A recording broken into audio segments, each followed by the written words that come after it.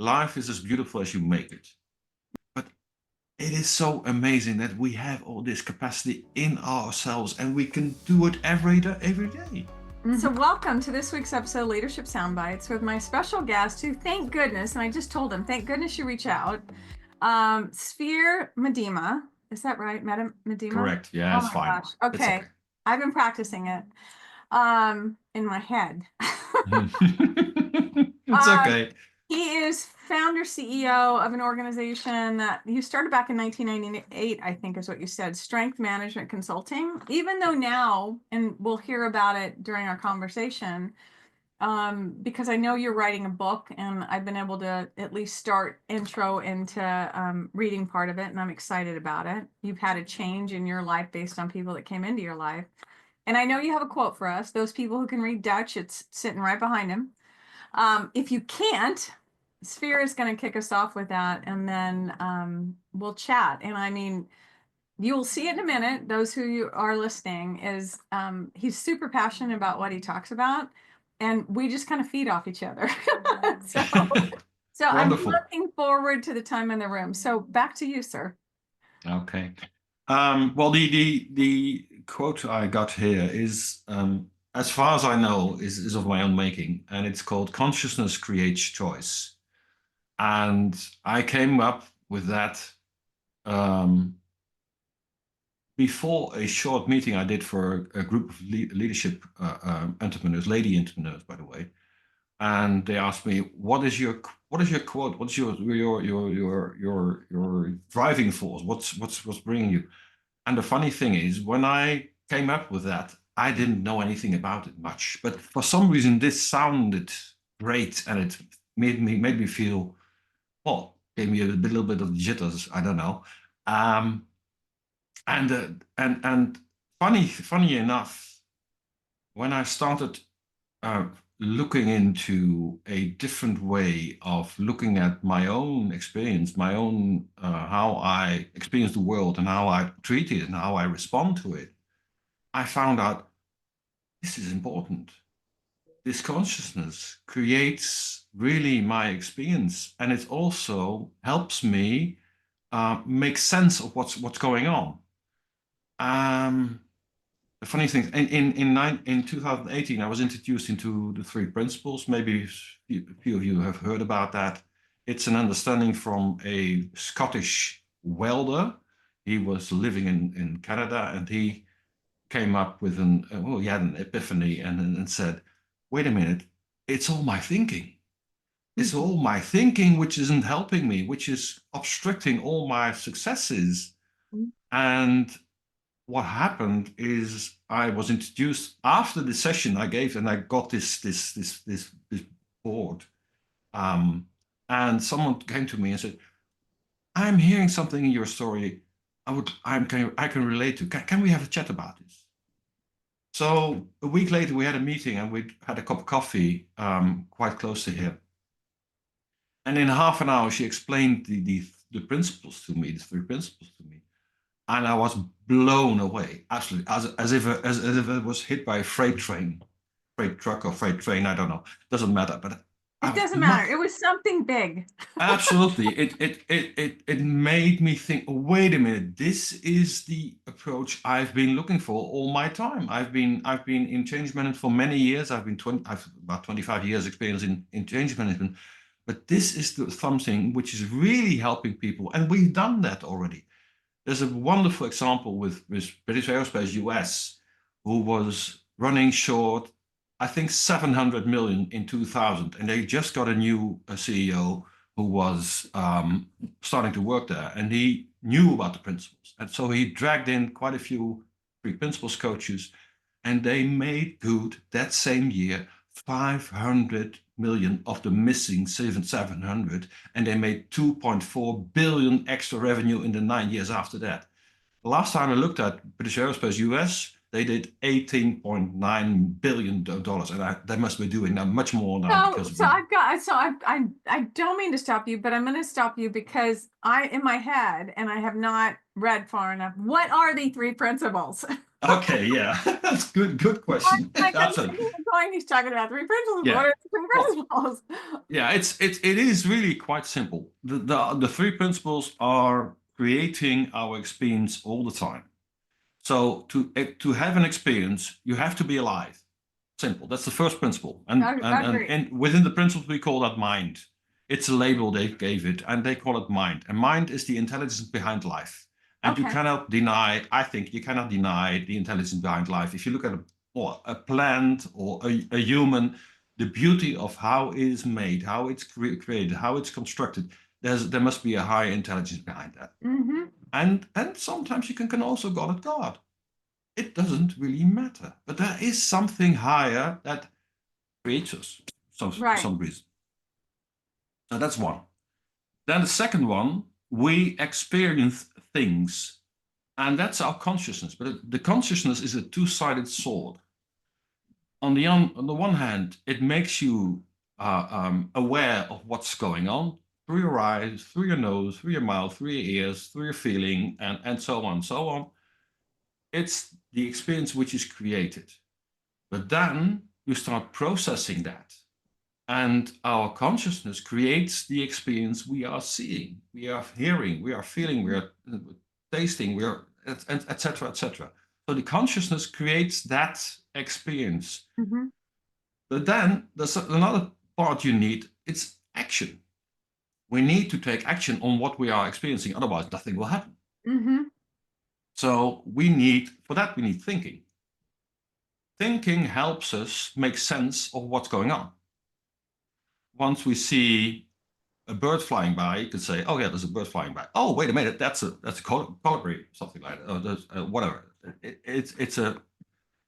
I think it's different, called different in English, but anyway, Oh, you are doesn't fine. matter. You're fine. You're fine. Okay, and it's we have we call, I don't know the English word for it. We have icebergs here in the Netherlands. They are Yeah. very small, beautiful little birds, and they're a flash of blue and red, and they catch little Okay. fish in kingfisher. That's the word. So just came to me, Good and job. we have them here. And they are so beautiful.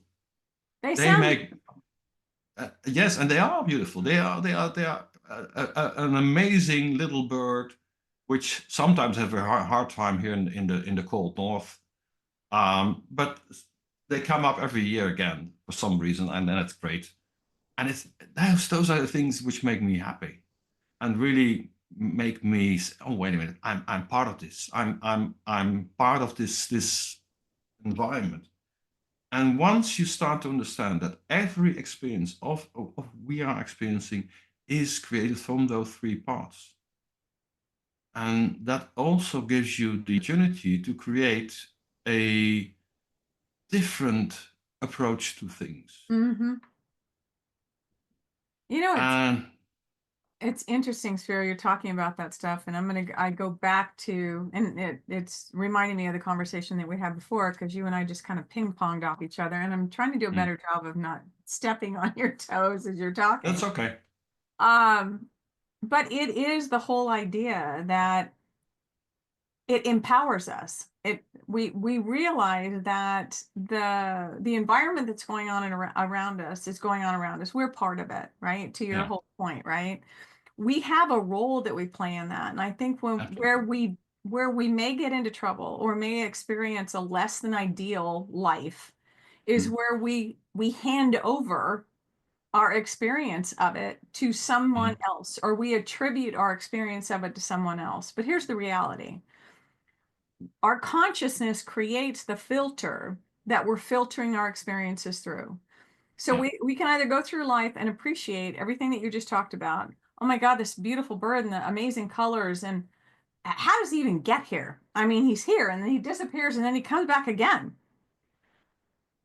That appreciation, that gratitude, like you and I were talking, it's like every night before I go to bed, I express gratitude. And what the instructions were, as I shared with you, were pick one thing that you're grateful for that day. I can't just pick one.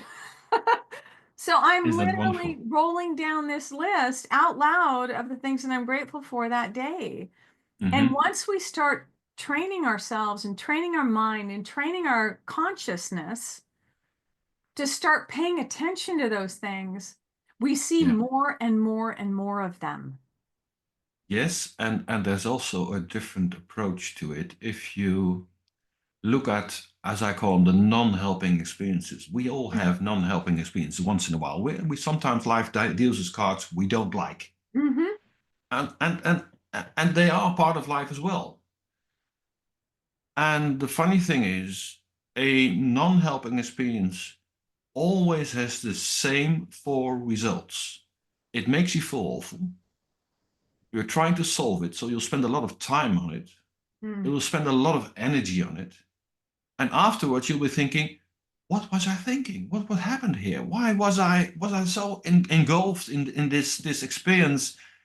And there wasn't really anything there because it solved by itself. And sometimes it doesn't, of course. But most of the time, and I think almost 90% of things who are threatening to challenge you, they just go away by themselves. And that's a result of our brain. Our brain has only one goal, which is to keep you alive, to keep your body alive. Mm-hmm. And it's not about what's going on in your head or what you're thinking, what you're experiencing, and so on and so on. No, your brain is trying to keep your body alive. So when something is for some reason bothering you, it's that, oh, maybe you better sit still now. If you're shaven, don't move. And that's true. Of course that's true. But on the other hand, it also makes you not experience anything. Because if you have a helping experience, it makes you feel great. It gives you energy. The sad thing, it's over before you know it. Mm-hmm. And afterwards, you'll be happy you experienced it, or maybe you were sharing it with someone. And then I say, okay, if we have a non-helping experience and it's not a crisis, it's not endangering your life, or it's trying to hurt you or something like that, just ignore it. Ignore it. Sounds crazy, but most of the time those non-helping experiences will not be valid. We have been here on the planet for 2.5 million years. We are one of the most successful species on this planet. We are made to respond in the moment. Otherwise, we wouldn't have been here anymore. It's as simple as that. So it's this amazing capacity to respond in the moment. And yes, people die, people get hurt, and that happens. Yes, of course. But most of the time, it's more about because of the fact that other people are trying to hurt us than we are hurting ourselves. So You know, it's interesting. So I want to get clarity. There was another C word that came to mind. It was called challenge, but I want to get clarity. Yeah. Because when you were talking about the non-helping experiences, my brain went in a different direction. Okay, because and maybe we're just agreeing or not. But when I think about the buckets of things that work out as you expect them to, and they're positive and all that stuff, helping, if you will, right? And then the ones that have been labeled as non-helping, those challenges, those barriers, those things that, we didn't plan for that thing to be playing out that way. I question ignoring them, okay? Because what comes to my mind is there's this nuance between, because it feels like there's a pendulum swing between good and not good, right? My brain goes to, if I've got something in front of me that's not it's not like I went, pick me, I want to do this thing. Number one, I'm going to make sure that I'm not stressing over it, right? Because to your point, stress is that indicator of your life is in danger. Absolutely. All right. Yeah. It serves as a warning signal for a moment, similar to putting your hand on a hot stove or whatever it may be, right? You don't need to leave your hand on the hot stove to know it's hot. You remove it immediately. Stress is that same thing. We've now worn it as a badge of honor in a lot of organizations to where we go, oh my God, I'm so stressed. I'm so stressed. And it's like, so it's a choice. Don't make that choice, right? But when I see something in front of me or things that are playing out not as I planned, I don't know that I would ever coach someone to ignore it. Okay. But what I'm going to want to know is I want to stay calm. I don't want to overreact. I don't want to get stressed. My first response is going to be, that's not how I thought that would work out or plan, or, that's not how I thought that would go. What do I need to do about it? What can I learn from this? Right? Because depending on where you're at in leadership, I'm not going to ignore it, but I'm also not going to react to it and freak out unless for some reason it's a legitimate 100% emergency. Respond, act, boom, get this thing out. But other than that, I'm going to look at it and go, number one, if I'm in a leadership position or leading myself, I'm going to go, okay, obviously there's some resolution for this thing. One of the options could be, hey, let's let it burn out. There's nothing we can do to change it now. The other thing is maybe there is something we can do right now to salvage whatever may be going on, but I'm not going to freak out about it. I'm going to pull a team together. I'm going to say, hey, this is what's going on. What are your thoughts? Right? But ignore it.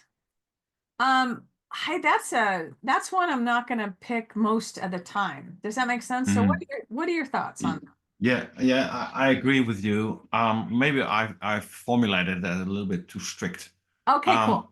What I meant to say is don't fuss over things that are bothering you or making you feel uncomfortable, or because what happens is that you are spending a lot of thinking capacity on that subject, which is just a waste of time, waste of energy, waste of happiness, really. Yes. And the thing to learn is when you have a situation, any situation, don't focus on it. Because what you do when you focus it, you're put on blinders. And the funny thing is that thing in front of you gets bigger and bigger and bigger and bigger and more and more and more important. And you say, oh my God, this is horrible. I cannot handle this. And the funny thing is you just close your blinders and you can't see anything else anymore. So I say, open up your blinders. Don't pay too much attention because on that thing only, because you blind yourself of seeing other possibilities, because there's always different possibilities.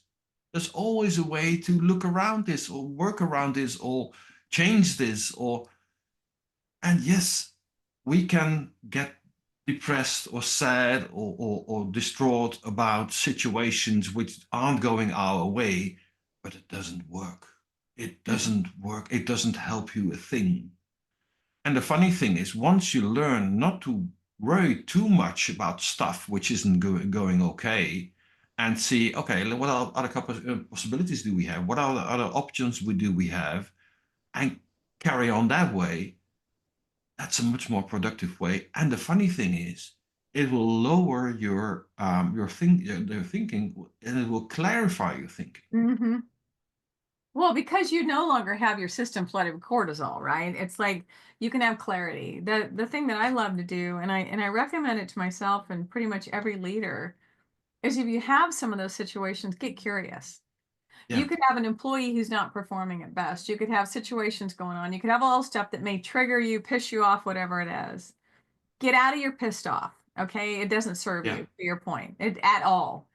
No. But and get curious. Get curious. Absolutely. Ask. Approach it and say, help me understand your thinking around this. Gosh, I wonder how that played out that way, because that's not what I thought would happen. But if we can step into curiosity to your point, Swier, is it opens up the blinders to go, okay, let me, and the brain is going to go, we're going to go explore. We're going to go figure this out versus, oh my God, and you tighten everything down and lock everything down. And all of a sudden, literally, the only thing you can do is run from the hungry tiger. And oh, by the way, there is not a hungry tiger. No, there isn't one. That's the funny thing. So we're very often we are running away. Yeah, sorry, we're running away from what's even what isn't even there. So yes, I agree with you. And what dawned on me when you were talking about the whaler, right? Is that from way back? When was this? When did he come up with these principles? Way back when? What year was it? It was in the 70s of the last century. Okay. 72 or something like that. Right. And so it's funny. And if you look back to philosophers from, way back when, this thinking was there then too. Yes, absolutely. And it's like, so the interesting part for me, I'm going to get curious, okay, Yeah, is a lot of times we act like this is new groundbreaking stuff. it And isn't. it's like, what is it going to take for us to go, okay, this is actually the better path? Yeah, it is. It's a better approach to working with the qualities we've been given, Yes. and to get a better result of it. It's amazing what it can do for people. I've had a lady who had been suffering for panic attacks for 23 years, and I had one conversation with her, and then after that five conversations, but afterwards she told me, Swier, I've never had a panic attack after our first conversation anymore. And I've had them for 23 years. I've even started drinking as a result of that. And I've stopped that now. She's now clean for 3 years. And it's amazing how she recovered. And that happens all the time. And it's just a little thing of not getting caught up in your thinking. Yeah, it's interesting the seeds that we can plant with people, and a lot of it, Sphere, and I'm sure you probably noticed it, is around the language we tell ourselves too. Hmm. So, I Yeah. mean, our brains, to your point, your first principle, the mind, right? There's a lot in there, are very powerful. And our brain is programmed to keep us safe, right? Hmm. Safe from harm. And in doing that, the subconscious is the one that controls most of this stuff. Hmm. And while what I've learned about is the subconscious is not logical, it's purposeful. So for instance, if there's things that happen in our life that it's like, oh my gosh, a never event. This can never happen again. Well, the subconscious will create these rules. You don't know that they're rules, but all of a sudden Well, your life is impacted by these things that you don't realize as a result because your brain is just intentionally trying to keep you safe. yeah. And just having conversations to bring it to the light. There was someone the other day I heard that a strategy, oh, it's Eric Demendez, because I was going through a Wild Fit Challenge 3-month thing on diet and all that. But he said a strategy known as a strategy blown. So when we find the subconscious and we realize and surface these things, these concepts, and we bring them to light, Hmm. then all of a sudden we can do something different. Absolutely. The funny thing is, um, if you look at companies, they aim at changing behavior in the company. Mhm. But behavior is always the end result of our thinking and our feeling. And if you try to change the behavior, you have to change the thinking and the feeling as well. So if you're a leader, for instance, of a company, just as you just referred to, be curious about what's going on. Why is this team member not very helpful in reaching this strategy? What's going on? What did I miss? Could Mhm. it be that I as a leader have missed something and he's aware of that and he's trying to save me for some reason? I don't know. Find out. Find out. Get And curious. then you can see, hey, wait a minute. We overlooked that. Hmm. It's good you mentioned that because could have cost me a few whatever.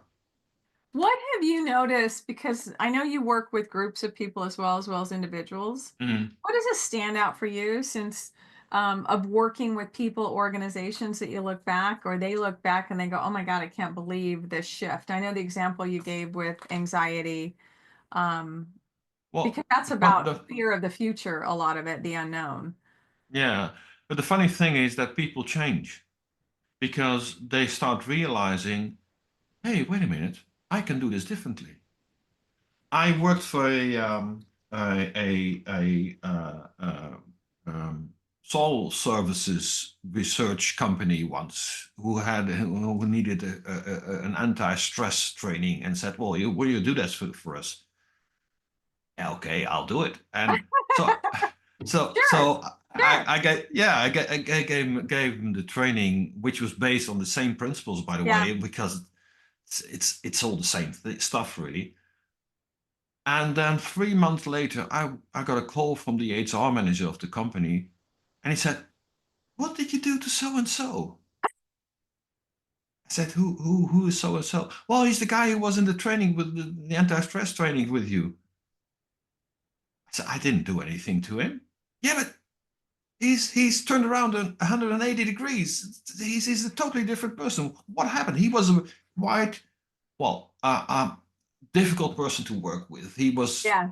very obnoxious, very Dutch, but as we pride ourselves to be, and he was a very difficult man to work. And now he's a people mover. What did you do? I said, I didn't do anything. I just gave him an alternative way of looking at how he is experiencing his life. And for some reason, that made sense to him. Mm-hmm.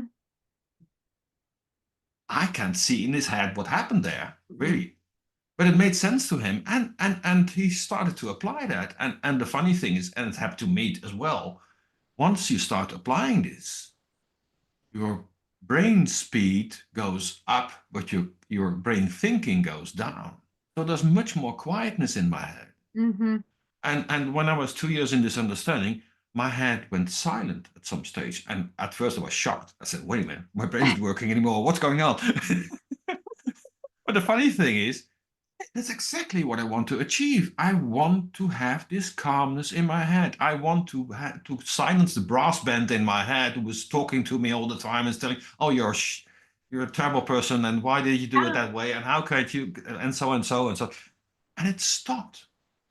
And suddenly there was, as I often tell, the wooden flute who was playing there all along, but I couldn't hear it because of the brass band who was Yeah. pumping and Yeah. making a lot of noise. And the ideas came one after another. And we all have these moments. Every morning when you take a shower, you get these ideas. You get these, wow, wait a minute. This has been nagging me for months or something. And now I Yeah. know the answer. The funny thing is, now they come one after another. What's your practice? Because it's so funny you say that. I have one coachee that super high. Coach Shirzad developed the Savitur Assessment, just about all the voices, saboteurs that we have in our head from growing up. Mhm.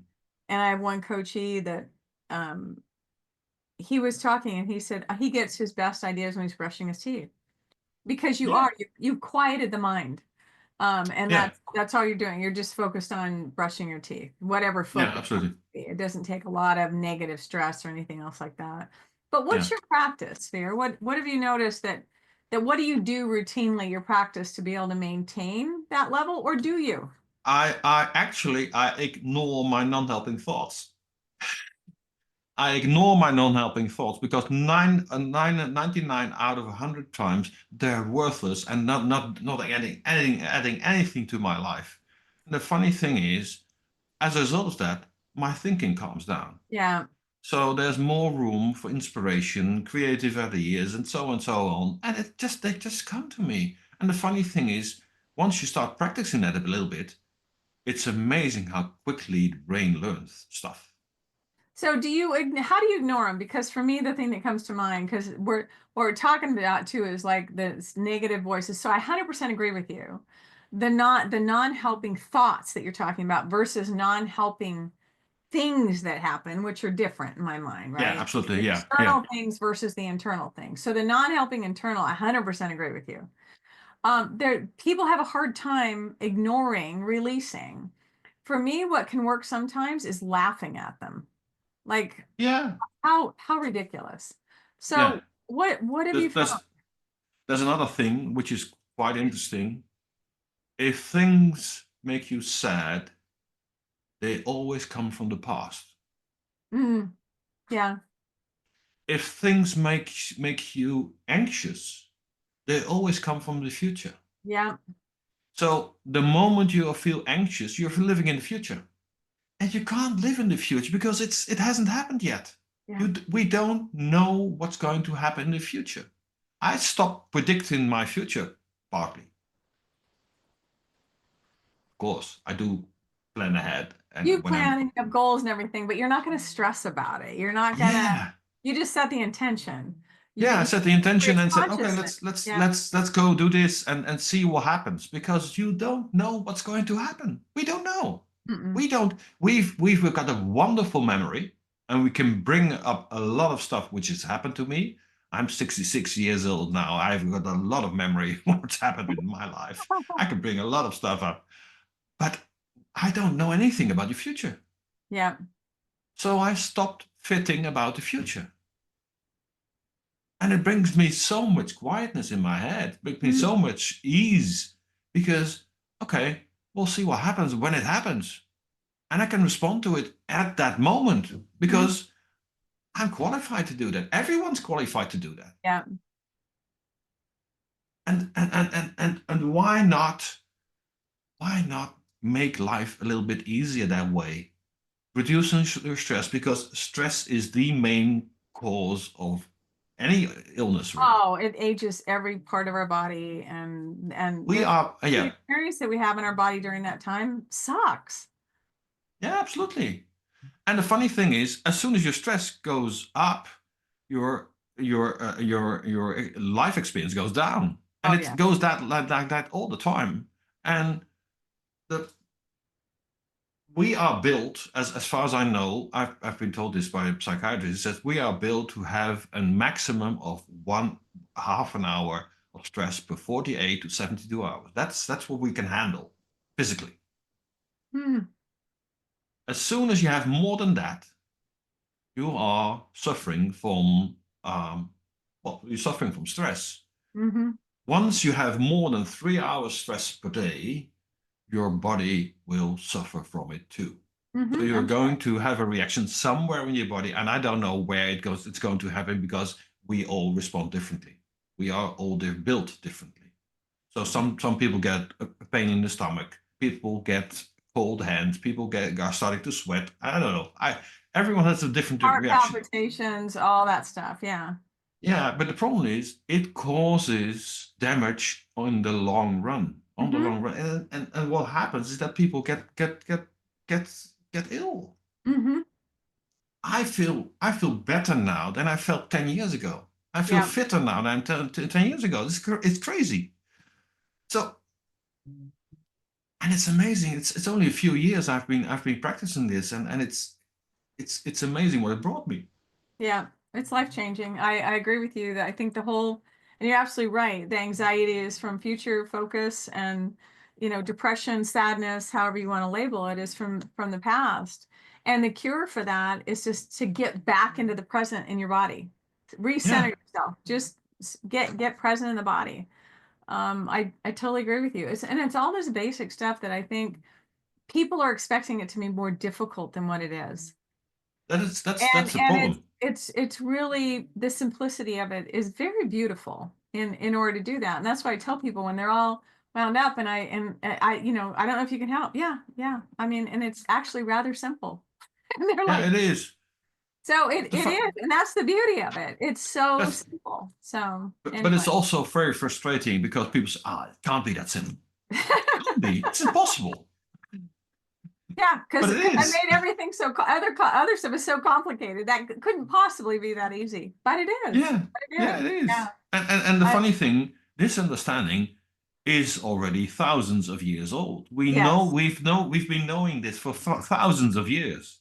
If you go back to Buddhism, which is 5,000 years old or Yeah. something like that, and which isn't a religion, by the way, but it's a way of life. And you find the same answers there. But if you go to Christianity, it has the same answers. Jesus said, heaven or hell are in your heart. They're no places you go to, they are in your heart. And it's so right. We Yeah. create our own heaven or hell. Mm-hmm. Yeah. Happiness advantage, Sean Aker. If I know everything about your external environment, I can only Yeah, predict 10% of your future happiness. yeah, Because to your point, it's an inside job. And the beauty absolutely. of it is, it means that we have control. We can change it. We don't like Yeah, it is, we can change it. I could absolutely. literally talk to you I mean, just for hours, and it would no longer be a soundbite. Wonderful. I Thank you. appreciate this time. I would love to invite you back another time when you feel you want to come back, just tap me on the shoulder and I would love to be in the room and chat with you. And I want to be able to Wonderful. chat with you in between those times too. So what are one or two things, Swier, that you want people to walk away with around this topic today?